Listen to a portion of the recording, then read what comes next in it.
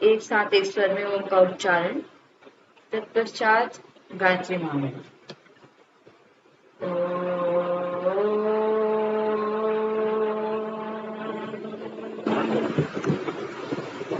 ॐ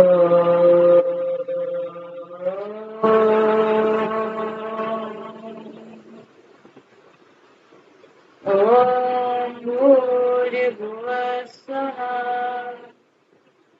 तत्सवितुर्वरेण्यं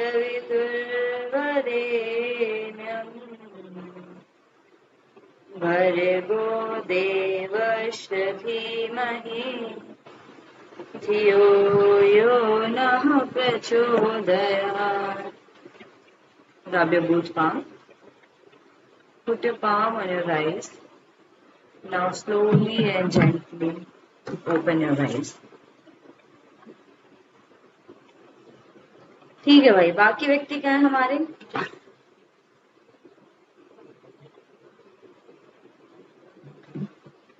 बताओ भाई, बाकी व्यक्ति क्या है हमारे? आप लोगों के क्लासमेट्स नहीं आए?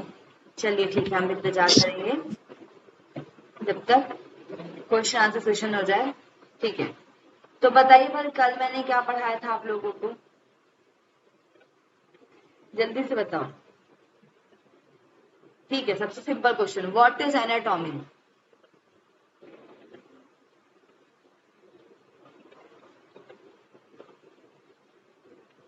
बताओ। एनाटॉमी में जो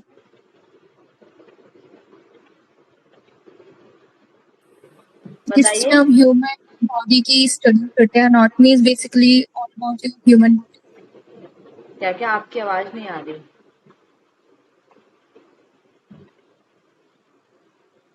फिर से बोलिए दीपिका। एनाटॉमी का मतलब है कि मेरा शरीर रचना जिसमें हम चीजों को कट करके देखते हैं, मतलब अलग अलग टुकड़े में देखते हैं, उसको एनाटॉमी है। ठीक है, फिजियोलॉजी क्या होता है? मैम फिजियोलॉजी मतलब शरीर के अंदर जैसे कोई भी एक जैसे पाचन क्रिया उसके ऊपर सर्च करना, ऐसे उसको बोलते फिजियोलॉजी। क्या सर्च करना? मतलब अंदर सर्च नहीं करना, अंदर जांचना, मतलब उसको देखना। जांच करना तो नहीं होता, जांच करना तो डायग्नोसिस होता है। मैम एक पर्टिकुलर बॉडी के एक पर्टिकुलर सिस्टम में वो कैसे कार्य करता है, जैसे यूरिनरी सिस्टम है तो वो कैसे कार्य करता है, कैसे नेफ्रॉन के थ्रू जो ब्लड है वो फिर ब्लड जाता है, फिर वो छनता है, फिर कैसे जो वेस्ट प्रोडक्ट्स हैं वो यूरिन के रूप में बाहर निकलते हैं, ये सारा जो कार्य है वो कैसे होता है, ये सारा हम फिजियोलॉजी में पढ़ते हैं। ठीक है, वेरी गुड। अब मुझे बताइए पैथोलॉजी क्या होता है? What is pathology?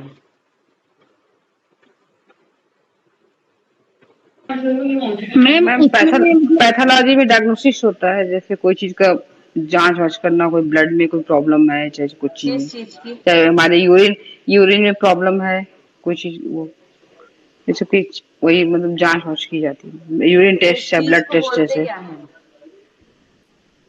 डायग्नोसिस बोलते हैं। डायग्नोसिस और पैथोलॉजी अलग। बीमारी की खोज करना मतलब। गलत। Study of illness. Basically study of diseases वगैरह कह सकते हैं।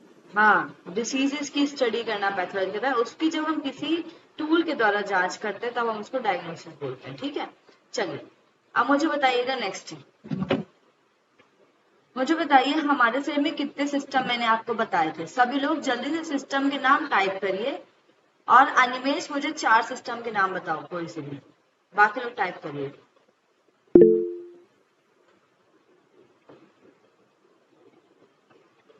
नाम टाइप करो, नाम टाइप करिए। एक साथ टाइप करो, ये नहीं एक जन नर्वस लिख रहा है, तो एक्सक्यूटिव लिख रहा है, कार्डियस लिख रहा है। एक साथ लिखो ना सारे नाम, एक साथ बोल रहे हैं।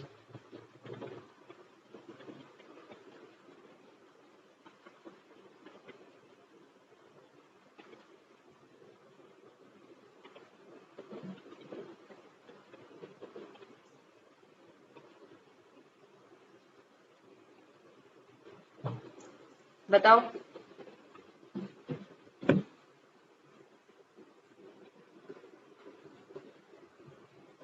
ठीक है, चलिए। तो excretory, cardiovascular, reproductive, immune, muscular और नर्वस सिस्टम। ठीक है, इंट्यूगमेंट्री बोल रही है संगीता, नर्वस। अनिमेश, आपको मैंने माइक ओपन करके बोलने को बोला है। आवाज आ रही है मेरी? क्लास से लेफ्ट हो जाओ अगर आवाज नहीं आ रही है तो, नहीं तो मैं कर दे रही हूँ लेफ्ट। ठीक है, बाद में आना क्लास में।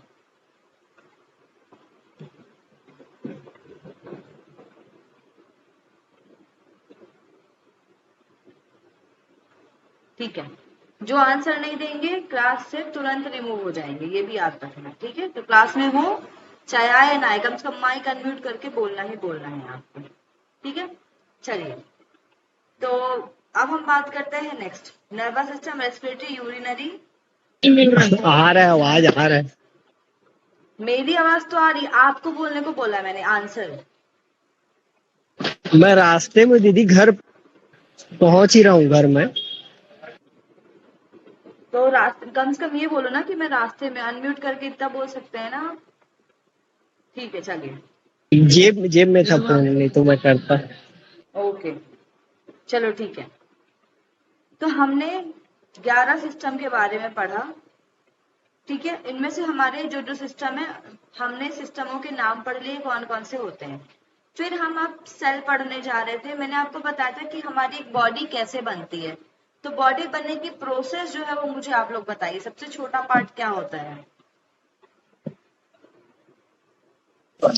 सबसे छोटा जो पार्ट है वो मैम एटम्स मिलते हैं, फिर एटम्स जो है मॉलिक्यूल्स, और मॉलिक्यूल्स कंबाइन होके फिर सेल मतलब सेलुलर प्रोसेस होता है, सेल बनता है। एटम्स और मॉलिक्यूल मिलके सेल बनाते हैं, और सेल से टिश्यू, टिश्यू से फिर एक जैसे जो टिश्यूज हैं वो मिलके ऑर्गन्स बनाते हैं, और ऑर्गन से फिर हमारा जो पूरा ह्यूमन बॉडी है वो एक जैसे बनता टिश्यू है। मिलके ऑर्गन नहीं बनाते हैं, एक जैसी सेल मिलके टिश्यू एक जैसे बनाते हैं। सेल, एक जैसे सेल मिलके टिश्यू बनाते हैं। ठीक है, फिर डिफरेंट काइंड ऑफ टिश्यूज, मतलब हर किसी टिश्यू का अलग वर्क है, वो मिलके एक ऑर्गन का स्ट्रक्चर करते हैं। ठीक है, फिर इसके बाद ऑर्गन से सिस्टम, और सिस्टम से हमारी ह्यूमन बॉडी बनती है। ठीक है, तो आज हम पढ़ेंगे सबसे पहला हमारा सेल, जो कि स्मॉलेस्ट यूनिट है, उसके बारे में। एक सेकेंड रुकिए, स्क्रीन प्रेजेंट हो रही है? Yes ma'am. ठीक है, तो हमने कल पढ़ा था ह्यूमन एनाटॉमी क्या होती है, फिजियोलॉजी क्या होती है, ग्रॉस एनाटॉमी क्या होती है, हिस्टोलॉजी क्या होती है। ठीक है, अब हम पढ़ेंगे नेक्स्ट सेल बायोलॉजी के बारे में। ठीक है, तो सेल बायोलॉजी, जिसको हम साइटोलॉजी भी बोलते हैं। साइटो मतलब होता है सेल, एंड लोगोस मतलब होता है study. So study of cell is called cytology. ठीक है, इन द मॉडर्न एरा इसको हम सेल बायोलॉजी बोलते हैं, जो कि फिजियोलॉजी ऑफ सेल बनाती है। एक सेकेंड रुकिएगा। ठीक है, एक सेकेंड रुकिए, देख लिया मैं। एक ही डोज खाना है आपने लोग कमरा में? किसके लिए? कल लेके आऊंगी।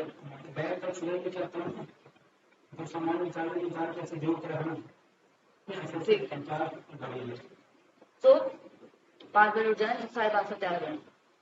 मतलब को बोल दो 5:30 बजे पहली बस आती है ना?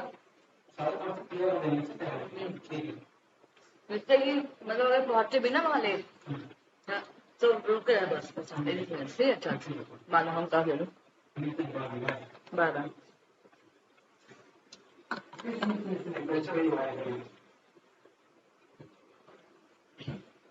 हेलो, आवाज आ रही मेरी? हाँ निमेश बोलो। हेलो, कुछ बोल रहे हो निमेश? हाँ आ रहा है, नहीं आ रहा है आवाज। ठीक है, चलिए। तो हम पढ़ रहे थे कि अब ये याद रखना कि हम स्टडी ऑफ सेल, उसको हम cytology, study of structure anatomy, study of function physiology, study of illness pathology. ठीक है, study of microscopic consent is called histology, और macroscopic cell is called gross anatomy. तो अलग अलग मैंने चीज बताई है। तो सेल बायोलॉजी जो है जनरली इसको हम साइटोलॉजी भी बोलते हैं, जिसको हम सेल बायोलॉजी मॉडर्न एरा में बोलते हैं। इसमें हम सेल की फिजियोलॉजी पढ़ते हैं, उसकी बायोकेमिस्ट्री पढ़ते हैं। फिजियोलॉजी मतलब वो कैसे काम करती है, बायोकेमिस्ट्री मतलब कौन कौन से केमिकल से मिलके बनी है, जेनेटिक्स मतलब कौन सी सेल किस सेल से निकली है, मतलब पैदा हुई है, ठीक है। तो इस तरीके से हम पढ़ते हैं। सेल जो है सबसे पहले ये देखो, ये क्वेश्चन इतना सिंपल क्वेश्चन है, ठीक है। एक तो हमसे पूछा गया था जब हमने दिया था कि सेल का नाम है, ल्यूवेनहॉक ने क्या किया था, ऐसा क्वेश्चन था, रॉबर्ट हुक का आया था क्वेश्चन कि फर्स्ट सेल ऑब्जर्व किसके बाद सेल नाम दिया गया, तो रॉबर्ट हक। ये क्वेश्चन हमारे टाइम पे आया था। तो सोचो पूरे एनाटॉमी में इतना खराब क्वेश्चन दिया था, ठीक है। तो उसको वो, क्योंकि लोग क्या करते हैं एनाटॉमी का पूरा बैकग्राउंड पढ़ते हैं लेकिन बहुत सिंपल चीजें पढ़ना भूल जाते हैं। तो इस तरीके से आपको सिंपल चीजों पे भी ध्यान देना है, ठीक है। चलिए अब हम बात करते हैं नेक्स्ट। तो the first study the first cell were observe, मतलब कि सबसे पहले जो सेल था उसका हम बोलते हैं रॉबर्ट हुक के द्वारा इसको नाम दिया गया था कोशिका का, 1665 में दिया गया, ठीक है। इन्होंने साइज ऑफ कॉर्क देखा जिसको इन्होंने सेल नाम दिया। इसी प्रकार अगर हम बात करें माइक्रोस्कोप की, तो माइक्रोस्कोप के जो डिस्कवरी किए थे वो ल्यूवेनहॉक थे, ठीक है, एंटन ल्यूवेनहॉक ने किया था। तो इस तरीके से आपको छोटी छोटी चीजें भी पूछी जा सकती हैं। अभी जो सेल वर्ड है वो कहाँ से आया है, तो cell comes from word cella which means a hollow cavity. Cella word है जिसका मतलब होता है खोखली जगह, ठीक है। हॉलो मतलब खोखली, कैविटी मतलब गुहा, ठीक है। तो खोखली गुहा को हम बोलते हैं एक सेल। जो सेल थ्योरी है, ठीक है, अब हम बात करते हैं सेल थ्योरी की। तो the cell theory was proposed by 2 German scientist, जिसको हम थियोडर स्वान, आपसे हमसे रॉबर्ट हुक उस टाइम पे पूछा था तो आपसे शायद ये पूछ ले सेल थ्योरी कि सेल थ्योरी किन्होंने दी थी, तो थियोडर स्वान ने दी थी और मैथिस स्लीडन ने दी थी ये थ्योरी, ठीक है, 1839 में। इस थ्योरी के अंतर्गत इन्होंने क्या बताया, जितने भी लिविंग मतलब जीवित अंगक या ऑर्गेनल्स हैं ये एक या एक से ज्यादा सेल से मिलकर बने हुए हैं। जैसे कि ह्यूमन बॉडी है वो एक से या एक से ज्यादा सेल से मिलकर बनी हुई है, ठीक है। लेकिन आरबीसी सेल में बताऊंगी अभी आगे, ठीक है। तो बॉडी क्या है, एक एक सेल से मिलकर बनी हुई है। The cell is a basic unit of structure, किसी भी स्ट्रक्चर का एक बेसिक यूनिट है किसी भी ऑर्गेनिज्म का, ठीक है। Cell arise from pre existing cell, जो भी सेल बनती है वो प्री एग्जिस्टिंग सेल से बनती है। जैसे आप देखो ट्यूमर बनता है ना, तो जब सेल जरूरत से ज्यादा अपना क्या करने लग जाती है, बिखरने लग जाती है, तो वो ट्यूमर का रूप ले लेती है। तो सेल साइकिल भी ज्यादा नहीं होना चाहिए, सेल का भी ज्यादा से ज्यादा डिवीजन नहीं होना चाहिए। तो सेल क्या है, प्री एग्जिस्टिंग सेल से मिलकर बन के आती है, ऐसे नहीं अपने से पैदा हो जाएगी। बहुत सारे एटम मिलकर एक या दो सेल बनाएंगे, फिर उस सेल से दूसरी सेल बनेगी, उस सेल से तीसरी सेल बनेगी, तो एक सेल दूसरी सेल से बनती है। तो इन्होंने 3 चीज बताई थी कि कोई भी लिविंग ऑर्गेनिज्म है वो एक या एक से अधिक सेल से बनता है, ठीक है। सेल एक बेसिक यूनिट होती है और एक सेल पहले से उपस्थित एक दूसरी सेल से बनती है, ठीक है। इतना समझ में आया भाई? Yes ma'am. ठीक है, अब हम बढ़ते हैं आगे कि सेल का स्ट्रक्चर या सेल की संरचना, इसको हम क्या बोलते हैं, एनाटॉमी ऑफ सेल, कि सेल बनी कैसे के है, किन किन चीजों से बनी है, ठीक है। तो सेल की अगर हम बात करें तो सेल एक एनवलप से ढकी हुई होती है, ठीक है, जो कि डबल लेयर होता है। इसको हम बोलते हैं प्लाज्मा मेम्ब्रेन या फिर इसे हम बोलते हैं सेल मेम्ब्रेन। नीचे लिखा है देखो, ये आपको ब्लू कलर का दिख रहा होगा, डबल लेयर कवरिंग दिख रही है क्या, ब्लू कलर से, डार्क ब्लू कलर से डबल लेयर में बनी है। एक सिंगल लेयर ब्लू जी। ब्लैक अंदर दिख रही है, एक बाहर दिख रही है, तो ये डबल लेयर से बनी होती है। तो जो सेल मेम्ब्रेन है वो एक तरीके से पूरे सेल का कवरिंग होता है, जो कि double layer of fatty material से बना होता है। ये फैटी मटेरियल से बने हुए होते हैं, इनको हम फॉस्फोलिपिड बोलते हैं। फॉस्फो मतलब पी से याद रखना प्रोटीन, लिपिड मतलब फैट, तो फॉस्फोलिपिड से ये जनरली बने हुए होते हैं। अब फॉस्फोलिपिड 2 तरीके के होते हैं, इसलिए दोनों सेल बनाते हैं। 2 तरीके के होते हैं, मतलब एक होता है हाइड्रोफिलिक, एक होता है हाइड्रोफोबिक। अभी आपको बताती हूँ इसके रुको।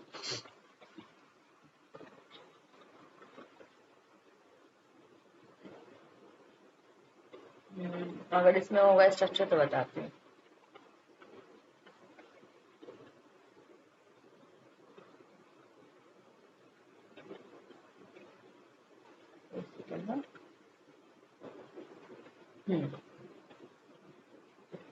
दिख रहा है स्ट्रक्चर?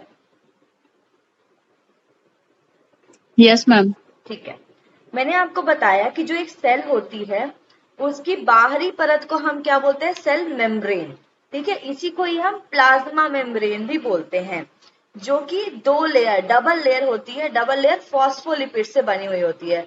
फॉस्फोलिपिड मतलब फैटी सब्सटेंस। ठीक है, ये किससे किससे मिलकर बना होता है? प्रोटीन और शुगर मॉलिक्यूल से मिलकर बना होता है। ये जो फॉस्फोलिपिड होते हैं, डबल लेयर मतलब इनकी 2 लेयर पाई जाती है। तो एक लेयर तो ये हो गई पहली वाली, ये डायग्राम दिख रहा है आपको? दिख रहा है डायग्राम? Yes ma'am. ये हो गई इसकी पहली लेयर, ये हो गई इसकी दूसरी लेयर। ठीक है, अब ऊपर आपको ये गोल गोल दिख रहा होगा और नीचे ये लाइन लाइन दिख रही होगी। ठीक है, तो जो ऊपर का पार्ट होता है इसको हम बोलते हैं गोल गोल सा, इसको बोलते हैं हम हेड। ठीक है, और नीचे के पार्ट को टेल बोलते हैं। तो ये जो हेड होता है वो क्या होता है? हमेशा हाइड्रोफिलिक, मतलब हाइड्रो मतलब होता है जल, फिलिक मतलब होता है लव, मतलब जिसको लिक्विड या जल से प्रेम हो। तो जो इस फॉस्फोलिपिड की लेयर जो होती है, इसका जो हेड पार्ट होता है मतलब गोल गोल पार्ट, वो वाटर की तरफ होता है, और जो इसका टेल पार्ट होता है वो हाइड्रोफोबिक, मतलब ये वाटर से डरता है, तो ये अंदर की तरफ होता है। इसीलिए इसको 2 लेयर बनाना पड़ा। अगर सिंगल लेयर होती तो जो इसका टेल होता वो भी वाटर की तरफ होता, इसलिए इसको 2 लेयर वाला बनाया गया। तो फॉस्फोलिपिड मतलब हमारा हो गया फैटी एसिड। ठीक है, ये 2 बाइलेयर होता है। बाइलेयर मतलब इसका जो ऊपर वाला हेड होता है वो हाइड्रोफिलिक होता है और जो टेल होता है वो हाइड्रोफोबिक होता है। इतना समझ में आया? हाइड्रोफिलिक और हाइड्रोफोबिक मतलब देखो यहाँ पे लिखा भी है। हाइड्रोफिलिक, फिलिक मतलब आप लोगों ने फिलॉसफी पढ़ी होगी, फिलिक भी एक लव शब्द से आया, तो जो वाटर लविंग होते हैं, वाटर की तरफ रहना पसंद करते हैं। फोबिक मतलब डर, तो जो वाटर से डरते हैं, वाटर हेड। ठीक है, तो जो अभी मैंने आपको बताया कि जो इसका हेड होता है वो हाइड्रोफिलिक होता है और जो टेल होता है वो हाइड्रोफोबिक होता है। ठीक है, तो इस तरीके से आपकी प्लाज्मा मेम्ब्रेन या जो सेल मेम्ब्रेन होती है वो बाइलेयर पाई जाती है। ठीक है, तो cell membrane made up of double layer, एक सेकेंड रुकना।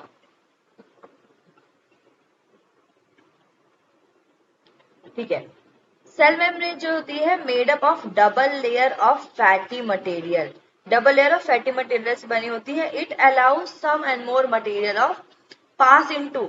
अब ये जो लेयर होती है इसका काम क्या होता है कि जो चीज मटेरियल हमारे सेल के लिए जरूरी है उसको अंदर जाने देना, जो जरूरी नहीं है उसको सेल से बाहर कर देना। तो it allows food to pass into the cell and waste to pass out the cell, और जो वेस्ट सेल से निकल रहा है उसको बाहर निकालने का काम ये करता है सेल मेम्ब्रेन। ठीक है, इसके अलावा इसमें होता है साइटोप्लाज्म। ठीक है, साइटोप्लाज्म या इसको हम बोलते हैं इट्स ऑर्गेनेल्स। तो जो भी इसका खाली हिस्सा, मतलब कि हमारे सेल मेम्ब्रेन और न्यूक्लियस, सबसे अंदर वाले पार्ट को बोलते हैं न्यूक्लियस, इन दोनों के बीच का जो हिस्सा पाया जाता है, ठीक है, इन दोनों के बीच के हिस्से को हम साइटोप्लाज्म बोलते हैं या फिर इसके ऑर्गेनेल्स, अंगक। ठीक है, तो सेल के अंदर साइटोप्लाज्म क्या होता है? Cytoplasm is a jelly fluid between, एक सेकेंड रुकना। Cytoplasm is jelly fluid between cell membrane and nucleus, तो सेल मेम्ब्रेन और न्यूक्लियस के बीच में होता है। This is where all organelles, मतलब ऑर्गेनेल्स मतलब होता है अंगक, छोटे ऑर्गन को हम ऑर्गेनेल्स बोलते हैं, मतलब छोटे अंगक इसमें पाए जाते हैं। ठीक है, तो ये साइटोप्लाज्म कहलाता है। जहां जहां पर प्लाज्म शब्द आएगा मतलब समझना लिक्विड सब्सटेंस, जहां पर मेम्ब्रेन आएगा मतलब समझना बाहर का कवरिंग। ठीक है, अब हम बात करते हैं नेक्स्ट, इसका पार्ट है न्यूक्लियस। ये हो गया आपका भाई न्यूक्लियस। ठीक है, जो अंदर दिख रहा है आपको, आ गया ये। ठीक है, ये है न्यूक्लियस, इसको हम सेल कंट्रोल सेंटर बोलते हैं, सेल को कंट्रोल करने का ये काम करता है। अब हम बात करते हैं नेक्स्ट, रुको जरा है, इतना समझ में आया? बहुत सिंपल चीज है ये, आप लोगों ने पहले दूसरे में पढ़ा होगा। हेलो, आवाज आ रही है मेरी? Yes ma'am. हेलो, ठीक है। यस मैम, आ रही है। अब हम इसको एक एक करके पढ़ेंगे कि सेल मेम्ब्रेन क्या होती है, न्यूक्लियस क्या होता है, इसके अंदर का पार्ट क्या होता है, सब कुछ। ठीक है, सबसे पहले हम बात कर रहे हैं सेल मेम्ब्रेन की। सेल मेम्ब्रेन हमारी क्या होती है? तो प्लाज्मा मेम्ब्रेन, या जिसको सेल मेम्ब्रेन कहते हैं, consist of 2 layer of phospholipid, जो मैंने आपको बता दिया, जिसको फैटी एसिड बोला जाता है, with protein and sugar molecule embodied in them. In addition to phospholipid, phospholipid के अलावा the lipid cholesterol is also present in plasma membrane. इसके अंदर लिपिड कोलेस्ट्रॉल भी पाया जाता है। अब इसका काम क्या होता है भाई अपना? तो function of cell membrane is protect the soft structure of cell. जैसे मान लो मुझे अपने घर तक सफर करके जाना है और मेरी मम्मी ने कांच का सामान दिया है मुझे कि बेटा कांच का सामान है, और कांच के अंदर भी मुझे लड्डू दे दिए हैं, ठीक है, कि तुम लड्डू लेके जाओ। तो कांच तो एक है ही मेरा भाई, सिंपल सादा था। तो कांच लड्डू की एक लेयर हुई। अब मैं क्या करूंगी भाई, कांच भी ना टूटे लड्डू भी ना टूटे, उसके लिए मैंने क्या किया, उसमें कागज लगा दिया, एक और लेयर कर दी कि भाई। और फिर क्या करती हूँ मैं, बैग में भी कहाँ रखती हूँ, कपड़े के अंदर डाल के। तो मैं कितना सेफ्टी रखती हूँ ना कि मेरे लड्डू ना फूटे, है ना, जो अंदर रखे हुए हैं। तो वैसे ही हमारी सेल मेम्ब्रेन एक तरीके का कागज है, ठीक है, और उसके अंदर जो कांच है वो भी कागज है, तो डबल लेयर हो गया। और जो लड्डू रखे हुए हैं बहुत सारे हमारे, अब लड्डू के अंदर केवल लड्डू बस, तो लड्डू के अंदर काजू भी है, उसका बादाम भी है, सब कुछ है, तो सब इंपॉर्टेंट चीज है। टूट के बिखर गए तो सब कुछ खत्म ही हो जाएगा। तो लड्डू ना टूटे, तो लड्डू क्या है, एक सॉफ्ट स्ट्रक्चर है, ठीक है, अगर मैं थोड़ा सा उसको धक्का देता हूँ टूट जाएगा। तो सॉफ्ट स्ट्रक्चर है, तो सेल मेम्ब्रेन क्या करती है, हमारे सॉफ्ट स्ट्रक्चर को प्रोटेक्ट करने का काम करती है। और रिसीव बाउंड स्टिमुलाई, कि अगर मान लो कुछ चीज खुल रहा है, जैसे हवा पड़ती रहनी चाहिए तो बीच बीच में हम उसको खोल देते हैं, तो ये उद्दीपक से चीजों को लेने का काम करती है। इसका काम क्या होता है, न्यूट्रिशन को लेना और वेस्ट पदार्थ को बाहर निकालने का काम करती है हमारी सेल मेम्ब्रेन। इतना समझ में आया? अब हम बात करते हैं नेक्स्ट न्यूक्लियस की, ठीक है। तो न्यूक्लियस क्या होता है? Every cell in the body has a nucleus. हर सेल में न्यूक्लियस पाया जाता है, लेकिन कुछ एक्सेप्ट भी है, इसमें एक्सेप्शन है, रेड ब्लड सेल। आरबीसी के अंदर न्यूक्लियस नहीं पाया जाता है, ये याद रखना, ठीक है। आरबीसी में न्यूक्लियस नहीं होता है, बाकी सारे सेल्स में न्यूक्लियस पाया जाता है। आरबीसी का दूसरा नाम है एरिथ्रोसाइट। अब हम बात करते हैं स्केलेटल मसल की। तो skeletal muscle and some other cell contain several square. कुछ स्केलेटल मसल, जब मैं आपको मसल के बारे में पढ़ाऊंगी, तो जो मसल हमारे हड्डियों से जुड़ी हुई होती है उसको हम स्केलेटल मसल बोलते हैं, ठीक है। तो स्केलेटल मसल और कुछ अदर मसल होती है, उसके अंदर बहुत सारे न्यूक्लियस होते हैं। तो आरबीसी के अंदर तो न्यूक्लियस होता ही नहीं है, और स्केलेटन के अंदर एक से ज्यादा न्यूक्लियस पाए जाते हैं स्केलेटल मसल के अंतर्गत, ठीक है। अब जो न्यूक्लियस होता है पूरे सेल का सबसे बड़ा पार्ट होता है, सबसे बड़ा ऑर्गेनेल होता है। Nucleus is the largest organelle, ठीक है। हाँ, ये क्या होता है, लार्जेस्ट ऑर्गेनेल होता है and is contain with nuclear envelope. अब ये क्या होता है, ये भी बहुत सॉफ्ट चीज है, तो ये भी एक एनवेलप से ढका हुआ होता है। ये न्यूक्लियस है, न्यूक्लियस के ऊपर एक एनवेलप पाया जाता है। न्यूक्लियस एनवेलप क्या होता है, एक मेम्ब्रेन है similar to plasma membrane. Plasma membrane क्या करती है, सेल के अंदर के ऑर्गन को प्रोटेक्ट करने का काम करती है। वैसे ही न्यूक्लियस के अंदर भी बहुत इंपॉर्टेंट चीज होती है, उनको प्रोटेक्ट करने के लिए न्यूक्लियर एनवेलप पाया जाता है। आपको डायग्राम के द्वारा समझाती हूँ ये। जैसे कि ये हो गई हमारी सेल मेम्ब्रेन, ठीक है, ये वाली जो मैंने आपको बताया। वैसे ही न्यूक्लियर के अंतर्गत यहाँ पर एक एनवेलप, ये न्यूक्लियस अंदर वाला पार्ट है, ठीक है। इसके बाहर जो पार्ट होता है ब्लैक कलर दिख रहा है, दैट इज न्यूक्लियर एनवेलप, ठीक है।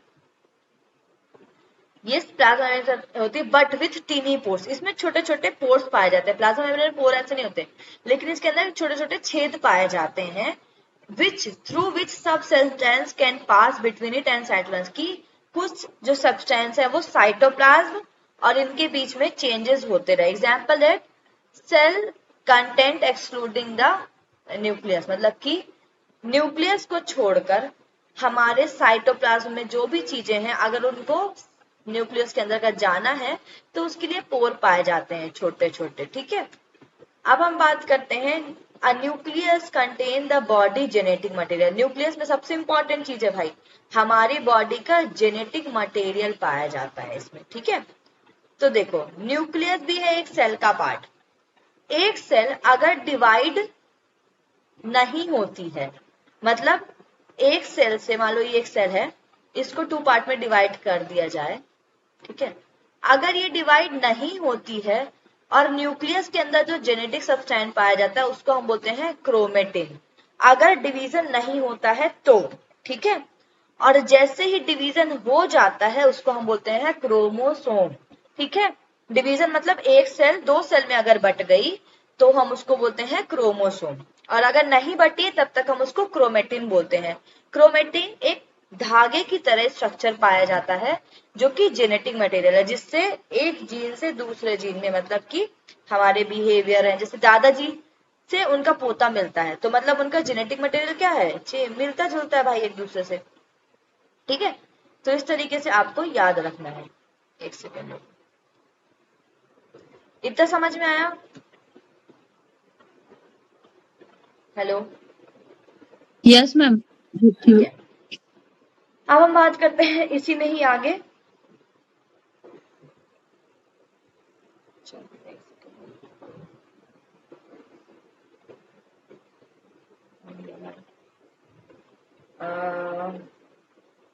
हाँ, so nucleus contain the body genetic material which directs all the metabolic activity। जो सारी metabolic activity, डायजेशन, ये सब चीजों को करने का काम करता है किसके अंदर, सेल के अंदर।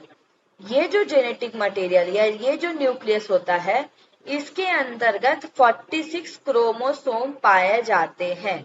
ठीक है, which are made up by deoxyribonucleic, मतलब कि ये जो क्रोमोसोम होते हैं वो किनसे बने हुए होते हैं, हमारे डीएनए से बने हुए होते हैं 46 क्रोमोसोम। ठीक है, अब एक्सेप्ट ड्यूरिंग सेल डिवीजन, मतलब कि during the cell division the chromosome resemble a fine network of thread called chromatin. अगर इसमें सेल डिवीजन नहीं हुआ, एक्सेप्ट सेल डिवीजन लिखा है, तो इसमें हेयर लाइक स्ट्रक्चर पाया जाता है, एक नेटवर्क पाया जाता है थ्रेड लाइक, इसको हम क्रोमेटिन बोलते हैं। और सेल डिवीजन के बाद इसको हम क्रोमोसोम बोलते हैं, जैसे ये डिवाइड होने लग जाती है। तो क्रोमोसोम किससे बने हुए होते हैं, डीएनए से बने हुए होते हैं, इसलिए डीएनए टेस्टिंग की जाती है देखने के लिए कि भाई किसका पेरेंट कौन है। ठीक है, with in the nucleus is a रफली स्पेरिकल स्ट्रक्चर कॉल्ड न्यूक्लियोलस। अब न्यूक्लियस के अंदर भी एक छोटा सा रफ स्ट्रक्चर पाया जाता है, इसको हम न्यूक्लियोलस बोलते हैं, केंद्रक और केंद्रिका। ठीक है, which is involve in manufacture, किसका मैन्युफैक्चर, राइबोसोम का मैन्युफैक्चर या सिंथेसिस, मतलब जिसका हम विश्लेषण संश्लेषण बोलते हैं। ठीक है, जो संश्लेषण करता है किसका, राइबोसोम का। तो न्यूक्लियोलस जो होता है संश्लेषण करता है और किसका, राइबोसोम का, कंपोनेंट ऑफ राइबोसोम। ठीक है, इतना समझ में आया? Hello, yes ma'am. ठीक है, कुछ पूछ रहे हैं?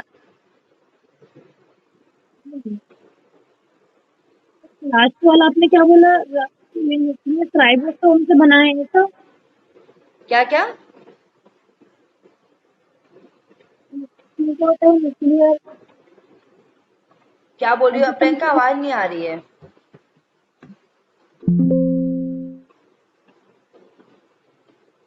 हेलो, लास्ट में लाइन कर दो। आवाज नहीं आ रही पिंका आपकी।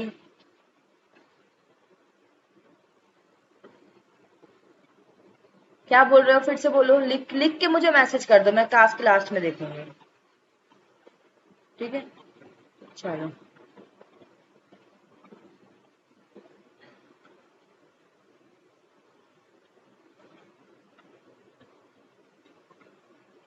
ठीक है, अब हम बात करते हैं next. So the whole inside the cell except the nucleus is called cytoplasm.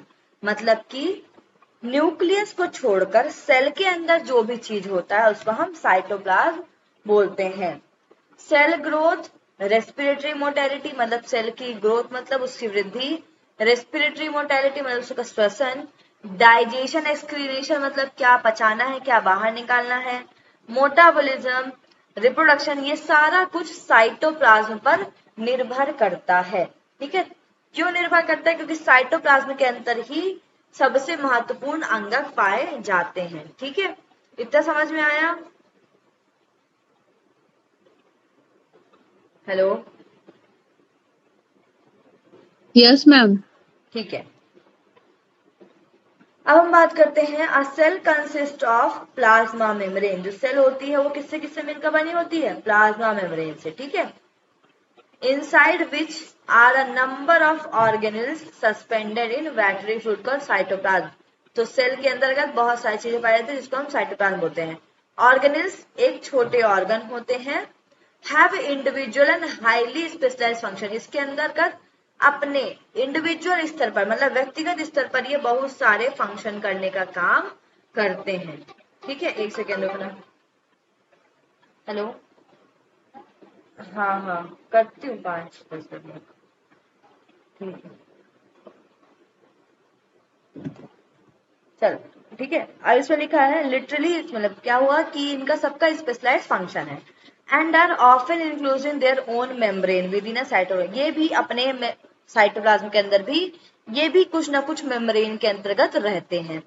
इनमें कौन कौन से आते हैं हमारे, कौन कौन से ऑर्गेनेल्स हैं? सबसे पहले आपका nucleus, mitochondria, ribosome, endoplasmic reticulum, Golgi apparatus, lysosome और साइटोस्केलेटल। इसके बारे में भी हम पढ़ेंगे। तो देखो, साइटोप्लाज्म की अगर हम बात करें तो साइटोप्लाज्म में हमारे पास दो ऑर्गेनेल्स होते हैं। एक तो जो कि जीवित होते हैं जिसको हम लिविंग ऑर्गेनेल्स बोलते हैं। जीवित मतलब ये कुछ ना कुछ काम करते हैं, इनके द्वारा कुछ ना कुछ सेल में काम कराया जाता है, जैसे डाइजेशन का, रेस्पिरेशन का। दूसरे होते हैं नॉन लिविंग, जो कि जीवित नहीं होते, जैसे कि केमिकल्स हो गए। ठीक है, तो इनको हम दो चीज बोलते हैं। पहला बोलते हैं लिविंग ऑर्गेनेल्स, दूसरे को बोलते हैं नॉन लिविंग साइटोप्लाज्मिक इंक्लूजन। ठीक है, तो लिविंग में हमारे पास कौन कौन सा आता है भाई? लिविंग में है आपका प्लाज्मा मेम्ब्रेन सबसे पहले। चूंकि अगर हम सेल की बात करें तो सबसे पहले सेल में जो है सबसे इंपॉर्टेंट प्लाज्मा मेम्ब्रेन है। इसको क्यों इंक्लूड किया गया है? ये बाइलेयर है, इसकी अंदर वाली लेयर जो है सेल से कांटेक्ट में रहती है। फिर होता है हमारा एंडोप्लाज्मिक रेटिकुलम। तो ये इस तरीके से स्ट्रक्चर से होता है एंडोप्लाज्मिक रेटिकुलम। एक होता है एंडोप्लाज्मिक रेटिकुलम रफ और एक होता है स्मूथ। ठीक है, तो इस तरीके से एंडोप्लाज्मिक रेटिकुलम पाया जाता है। मैं इसका आपको वो बताऊंगी। फिर होता है हमारा गोल्गी अपार्टस। ठीक है, फिर होता है हमारा माइटोकॉन्ड्रिया, फिर लाइसोसोम, राइबोसोम, सेंट्रोसोम। इनमें से यहां तक कि आपके लिए इंपॉर्टेंट है। ठीक है, ये बहुत इंपॉर्टेंट है स्टार्टिंग के। बाकी आपको जानना जरूरी कि प्लाज्मोसिन, वैक्यूल्स, ग्रेन्यूल्स और इंट्रासेलुलर फाइब्रिल्स इसी के अंतर्गत पाए जाते हैं। बाकी स्टार्टिंग के आपको जानना जरूरी है, मतलब कौन कौन से? पैग एमएलआरसी, ठीक है, या फिर पैग एमएलआर भी आप याद कर लो। ठीक है, पैग एमएलआर मतलब पी फॉर आपका plasma membrane, E for endoplasmic reticulum, G for आपका Golgi apparatus, M for mitochondria, L for lysosome, R for ribosome. ठीक है, इस चीज याद कर लोगे तो सेंट्रोसोम। तो पैग एमएलआरसी आप लोगों को याद रखना है for the living organelles. Non living में आते हैं हमारे ऑर्गेनिक मैटर्स। ऑर्गेनिक मतलब जो कि हमारे ग्लूकोज, सुक्रोज। तो ये भी दो तरीके के होते हैं। एक तो होता है सॉल्यूबल कार्बोहाइड्रेट। सॉल्यूबल मतलब जो कि घुल मिल जाए, घुलनशील। ठीक है, दूसरा होता है आपका ग्लूकोज। एक सेकेंड रुको, पॉइंटर कहाँ गया? सोल्यूबल कार्बोहाइड्रेट में कौन कौन सा होता है? ग्लूकोज, माल्टोज और सुक्रोज, जीएमएस। ये क्वेश्चन हमारे टाइम पे पूछा गया था। जब आप डाइट पढ़ोगे तो पूछा जाएगा कि इनमें से कौन से मोनोसेक्राइड है, कौन से डाइसेक्राइड है, कौन से पॉलीसेक्राइड है। ये क्वेश्चन पूछा गया था। ठीक है, तो जब मैं आप लोगों को पढ़ाऊंगी डाइट या जो भी पढ़ाएगा आगे, तो उसके अंतर्गत आप लोग ग्लूकोज, माल्टोज और सुक्रोज पढ़ोगे। ठीक है, और भी पढ़ोगे, फ्रक्टोज पढ़ोगे, गैलेक्टोज पढ़ोगे, सेल्यूलोज पढ़ोगे। तो ये अलग अलग सैकेराइड होती है। सैकेराइड मतलब जब हमारा शरीर में कार्बोहाइड्रेट अपने कंपोनेंट में टूटता है तो वो सैकेराइड के फॉर्म में टूटता है, ठीक है। तो वो जब एक, या फिर इसको बोल सकते हैं हमारे एक से ज्यादा ग्लूकोज जब मिलते हैं, सिंगल ग्लूकोज होता है तो मोनोसैकेराइड, दो होता है तो डाइसैकेराइड, और ज्यादा होते हैं तो पॉलीसैकेराइड बोला जाता है। जब आप इसको पढ़ोगे तब समझ में आएगा, अभी छोड़ो। अभी बस इतना याद रखो, इसमें हमारे नॉन लिविंग में कौन कौन से होते हैं मटेरियल आपके, एक सेकेंड, अरे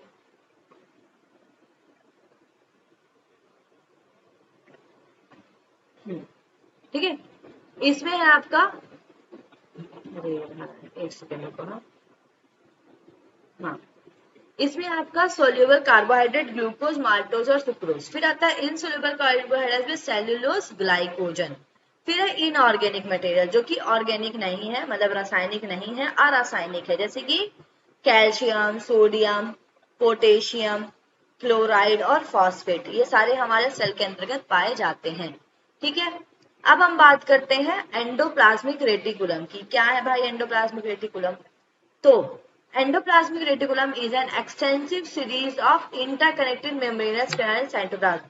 मतलब कि ये बहुत सारे मेम्ब्रेन कैनाल मिलके एंडोप्लाज्मिक रेटिकुलम को बनाते हैं, ठीक है। देखो एक सेकेंड,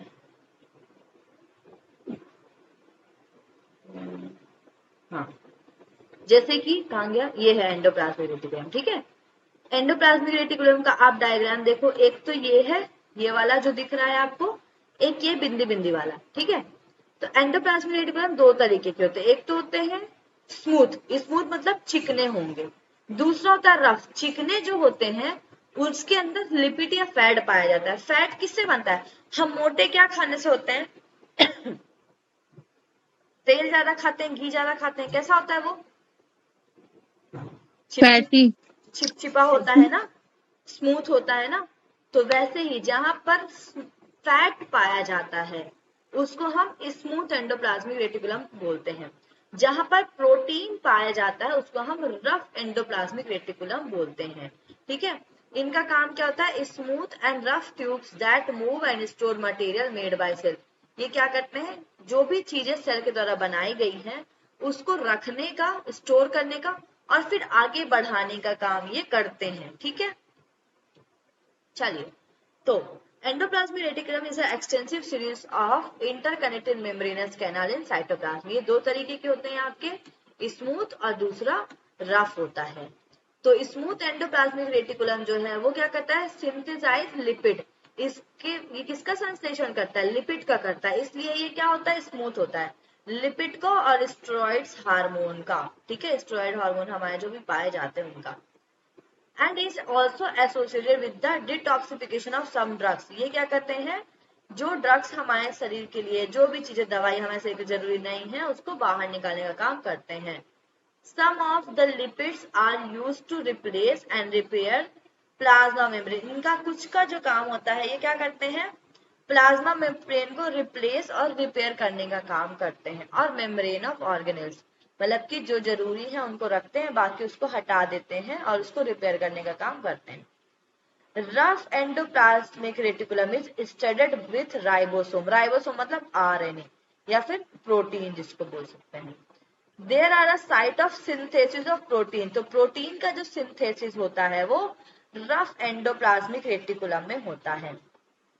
इनमें से कुछ जो होते हैं वो सेल से बाहर निकाल दिए जाते हैं। Example that enzyme, hormone that leave the parent cell by executive to be used in cells elsewhere। मतलब कि देखो, रफ एंडोप्लाज्मिक रेटिकुलम में राइबोसोम पाए जाते हैं और ये किसका सिंथेसिस या किसका संश्लेषण करते हैं? प्रोटीन का।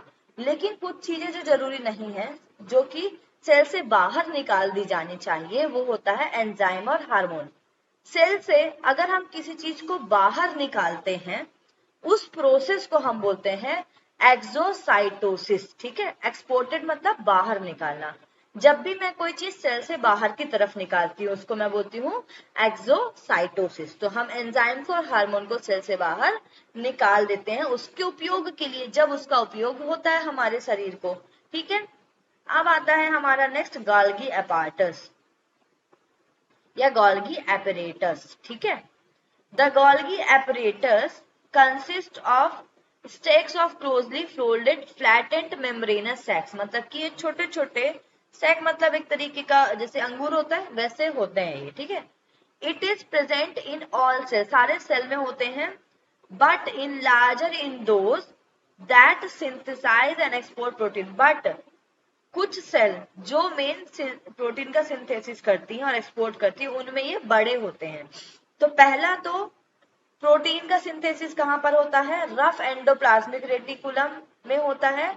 क्यों वहां पर होता है, क्योंकि वहां पर राइबोसोम पाया जाता है। तो जब भी आपसे पूछा जाए प्रोटीन का संश्लेषण कहां पर होता है, तो मेन तो राइबोसोम है, लेकिन राइबोसोम भी रफ एंडोप्लाज्मिक रेटिकुलम में चूंकि पाए जाते हैं, तो रफ एंडोप्लाज्मिक रेटिकुलम में भी इनका सिंथेसिस होता है। इसके बाद भी कुछ प्रोटीन जो है वो गोल्गी अपैरेटस में बनते हैं, और इनका काम क्या होता है, सबसे पहले देखो, the protein move from endoplasmic reticulum to Golgi apparatus where they are packaged into membranous। सबसे पहले क्या होता है, हमारे प्रोटीन कहां पर होते हैं, एंडोप्लाज्मिक रेटिकुलम में होते हैं, लेकिन वो पैक नहीं होते, अलग अलग बिखरे हुए होते हैं। तो पैकेजिंग करने के लिए, एक साथ पैक होने के लिए ये गोल्गी अपैरेटस में जाते हैं। जैसे ही यहाँ पर ये जाते हैं, इनको पैक कर दिया जाता है और into membrane bound vessels called secretary granules, और फिर इसके बाद ये सेक्रेटरी ग्रेन्यूल्स में चले जाते हैं पैक होके। तो प्रोटीन की पैकेजिंग का काम कौन करता है, गोल्गी अपैरेटस करता है, उसको बांधने का काम करता है, ठीक है। The vessels are store and when needed, अब ये क्या करती हैं, वेसल्स फिर से आपके प्रोटीन को स्टोर करके रखती हैं, और जब भी इसकी जरूरत पड़ती है तो इसको प्लाज्मा सेल से बाहर निकालने का काम करती हैं। The content then leave the cell by executive, वही मैंने बताया, जो भी चीज सेल से बाहर जाएगी, जिस प्रोसेस के द्वारा जाएगी, उसको हम एक्सोसाइटोसिस बोलते हैं, ठीक है। समझ में आया इतना, यस मैम। ठीक है। ये तीन चीजें और पढ़ाऊंगी कल, आप फिर नेक्स्ट हम मंडे मिलेंगे तो आपको सेल साइकिल पढ़ाऊंगी, और सेल आपकी मंडे को कंप्लीट हो जाएगी, ठीक है। चलिए अब हम पढ़ते हैं माइटोकॉन्ड्रिया। माइटोकॉन्ड्रिया क्या होता है, ये भी एक मेम्ब्रेन होता है, और ये सोसेज शेप्ड स्ट्रक्चर्ड होते हैं, ठीक है। हाँ चलो,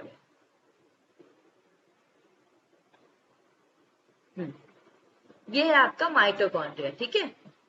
माइटोकॉन्ड्रिया आपको दिख रहा है, ये किस तरीके का स्ट्रक्चर है, ये ओवल है और उसमें इस तरीके से लाइनिंग बनी हुई है आपकी, ठीक है। ये ओवल शेप के स्ट्रक्चर में बना हुआ। प्रोड्यूस एनर्जी, माइटोकॉन्ड्रिया क्या करता है, हमारे शरीर में एनर्जी को प्रोड्यूस करता है सेल के अंदर, to use by breaking down substance during oxidative metabolism. तो देखो, माइटोकॉन्ड्रिया के द्वारा ही हमारे शरीर में एनारोबिक रिस्पिरेशन होता है, सॉरी एरोबिक रिस्पिरेशन, एरोबिक मतलब जहां पर एयर का उपयोग किया जाता है, फिर उसको एनर्जी में ट्रांसफर किया जाता है। इसलिए माइटोकॉन्ड्रिया को एनर्जी हाउस या फिर power house of the cell भी बोला जाता है, क्योंकि यहाँ पर एनर्जी जो है वो बनती है एरोबिक रिस्पिरेशन के द्वारा। एरोबिक मतलब जहां हम एयर का उपयोग करके उसको फिर एनर्जी में ट्रांसफर करते हैं, एटीपी में। तो माइटोकॉन्ड्रिया का मेन काम क्या है, एक तो इसको पावर हाउस ऑफ सेल बोला जाता है। इसका काम क्या है, the function of mitochondria, they are involve in aerobic respiration. Aerobic respiration जिस प्रोसेस के द्वारा होता है उसको हम क्रेब साइकिल बोलते हैं, ठीक है। एरोबिक रेस्पिरेशन जिसके द्वारा होता है उसको हम क्रेब साइकिल बोलते हैं। एरोबिक मतलब जहां पर एयर का उपयोग होता है, एनारोबिक मतलब जहां पर एयर का उपयोग नहीं होता। So function of mitochondria, they are involve in aerobic respiration. Aerobic respiration क्या है, the process by which chemical energy is made available in the cell, जिसके द्वारा केमिकल एनर्जी सेल को मिलती है। ये कैसे, किस फॉर्म में मिलती है, एटीपी के फॉर्म में मिलती है। Which releases energy when cell break down, जैसे सेल का ब्रेकिंग डाउन होता है तो ये एनर्जी को रिलीज करती है एटीपी के फॉर्म में, ठीक है। तो synthesis of ATP is the most efficient in final states of aerobic respiration. किसी भी रेस्पिरेशन में जब एनर्जी निकलती है वो एटीपी के फॉर्म में निकलती है। इस प्रोसेस के लिए हमें ऑक्सीजन की जरूरत पड़ती है, इसलिए हम इसको एरोबिक रेस्पिरेशन बोलते हैं। The most active cell type have the greatest number of mite, जो सेल सबसे ज्यादा एनर्जी को लेती हैं और छोड़ती हैं, उन सेल में सबसे ज्यादा माइटोकॉन्ड्रिया पाया जाता है। और ऐसी सेल कौन सी होती है? लीवर। हमारे शरीर में लीवर सेल सबसे ज्यादा काम करती है, इसलिए लीवर सेल में पाया जाता है। देखो माइटोकॉन्ड्रिया अलग अलग तरीके से पाया जाता है, ठीक है। तो लीवर में पाया जाता है, मसल में पाया जाता है हमारा, और स्पर्मेटोजोआ, स्पर्मेटोजोआ मतलब स्पर्म में, ठीक है।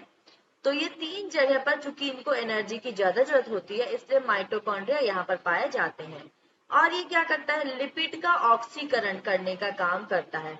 सिंथेसिस ऑफ स्टेरॉइड मतलब कि स्टेरॉइड्स का संश्लेषण करने का काम ये करता है। अब हम बात करते हैं लाइसोसोम की। लाइसोसोम क्या है भाई? Lysosome are one type of secretory vessels, एक तरीके का सिक्रेटरी वेसल है, with membranous walls formed by Golgi apparatus, ठीक है। So, lysosome are one type of secretory vessel of membranous wall formed by Golgi apparatus. तो ये एक तरीके का membranous wall है, मतलब एक तरीके की दीवार है मेम्ब्रेन से बनी हुई, ठीक है, secretory vessels जो कि Golgi apparatus में फॉर्म होती है, मतलब वहां पर बनती है। They contain a variety of enzyme, इसमें बहुत सारे एंजाइम पाए जाते हैं। Involved in breaking down fragment of organelles, इनका काम क्या होता है? मान लो एक तो क्या हुआ भाई, एनर्जी देने का काम कर रहा है। इसका काम क्या होता है? सेल में जो भी चीजें टूट फूट रही हैं, ये तो क्या करता है? टूटी फूटी तो एनर्जी देगा। टूटने फूटने के बाद इसको कहीं ना कहीं कचड़े को रखना पड़ेगा ना, या फिर एक्स्ट्रा चीजें जो इंपॉर्टेंट नहीं उसको तोड़ना ही पड़ेगा। तो ये क्या करता है? Breaking down, involve in breaking down fragment of organism, उनको तोड़ने का काम ये करता है। तोड़ने का काम लाइसोसोम और एनर्जी देने का काम माइटोकॉन्ड्रिया करता है। एंड लार्ज मॉलिक्यूल जैसे आरएनए, डीएनए, कार्बोहाइड्रेट, प्रोटीन, इन सबको क्या करता है? सेल के अंतर्गत छोटे छोटे पार्ट में ये तोड़ने का काम करता है। जब ये इन सबको छोटे पार्ट में तोड़ता है तो एनर्जी निकलती है, और एनर्जी निकालने का काम कौन करता है? माइटोकॉन्ड्रिया करता है, ठीक है। तो इसीलिए ये सेल में से क्या क्या, मान लो डीएनए है हमारे पास, ठीक है। डीएनए को इसने 100 पार्ट में तोड़ दिया, उनमें से 50 पार्ट हमारे सेल के लिए जरूरी है, तो इसने रख लिए। और इसमें से 50 पार्ट जरूरी नहीं है हमारे लिए, तो ये क्या करता है? हमारे सेल से उसको बाहर फेंकने का काम करता है, ठीक है। या बोल सकते हैं भक्षण का काम करता है हमारा लाइसोसोम, ठीक है। ये बड़े पार्टिकल को छोटे पार्टिकल में तोड़ने का काम करता है, ये याद रखेंगे आप लोग, ठीक है। तो कहाँ गया? हाँ, ये रिसाइकलिंग करने का काम करता है एंड वेस्ट मटेरियल को बाहर निकालने का काम करता है। Lysosome in white blood cell, अगर मैं इसकी बात करूं, देखो बहुत सारी ब्लड सेल है, पढ़ाऊंगी बाद में। Lysosome in white blood cell contain enzyme that digest foreign material such as microbes. देखो हमारी सेल होती है, एक होती है आरबीसी, ठीक है, एक होती है डब्ल्यूबीसी, फिर होती है आपकी प्लेटलेट्स, ठीक है। तो जो हमारी डब्ल्यूबीसी होती है, इसका मेन काम होता है हमारे शरीर में इम्यूनिटी देने का। बाहर से कोई भी बैक्टीरिया या कोई भी चीज आता है तो रोकने का काम करती है। तो अगर हम बात करें डब्ल्यूबीसी, एक वो भी एक सेल है। तो जब इस सेल के अंदर लाइसोसोम होता है, वो क्या करता है? जो भी बाहर से, चाहे मच्छर काट दिया हो, चाहे मक्खी आ गई, कुछ भी आ गया, उससे लड़ने का काम करता है। कैसे लड़ने का काम करता है? उसको खा जाता है ये, ठीक है। लाइसोसोम उसको तोड़ डालता है पूरे तरीके से। कोई भी चीज है, जैसे कुछ जहर फैलाया, कोई फॉरेन बैक्टीरिया अंदर चला गया तो ये तोड़ देगा उसको, इसलिए इसको भक्षण ही बोला जाता है। और इस प्रक्रिया के द्वारा कभी कभी क्या होता है, जैसे सेना आती है ना हमारे यहाँ लड़ने के लिए, बाहर से कोई सेना है, जैसे चाइना पाकिस्तान के लोग आए, ठीक है, लड़ने आए, तो क्या होता है? हमारे सिपाही उनको मारते मारते कभी कभी अपने वालों को ही मार देते हैं। तो ये क्या करता है? इतना ज्यादा मारने में जुट जाता है कि ये अपने लोगों को मार देता है। इसीलिए जब आपको बुखार होती है तो डब्ल्यूबीसी का काउंट बढ़ जाता है। क्यों बढ़ जाता है डब्ल्यूबीसी का काउंट? और डब्ल्यूबीसी का काउंट बढ़ने से फीवर ज्यादा होता है, क्योंकि ये हमारे अंदर के जो गुड बैक्टीरिया होते हैं उसको भी मार देता है। जब भी आप देखना फीवर होगा तो आपका डब्ल्यूबीसी का काउंट बढ़ जाएगा, ठीक है। ये आप लोग देखिएगा, रिपोर्ट भी देखा करो कभी कभी, तो पैथोजेनेसिस आपको आएगी कैसे कैसे करना है, ठीक है। चलिए अब हम बात करते हैं सेंट्रोसोम की। सेंट्रोसोम क्या होता है भाई?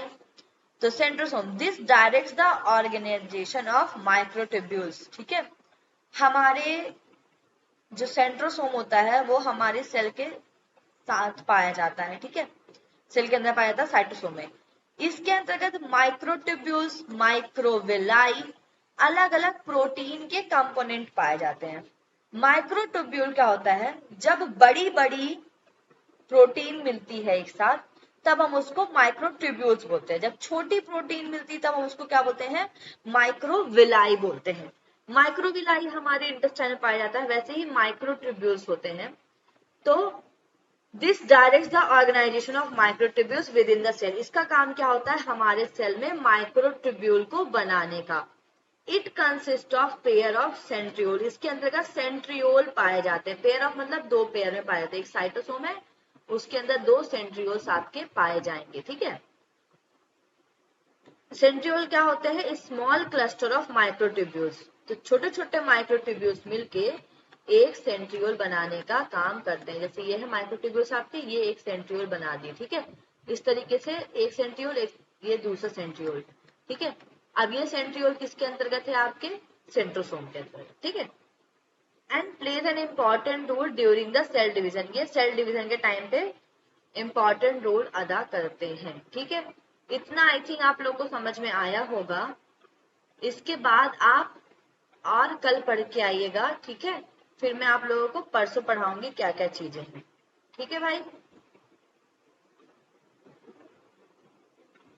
मैम। हाँ जी, बोलो। यस मैम बोल रही हूँ मैम। अच्छा, यस मैं बोल रही हूँ, मैम बस बोल रही हूँ। ठीक है, बात की आवाज बस आई है, मैम बस सुनाई दिया मुझे। ठीक है, चलो प्रियंका को कोई क्वेश्चन था क्या?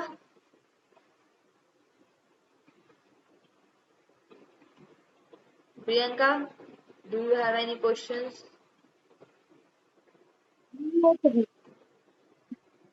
ठीक है,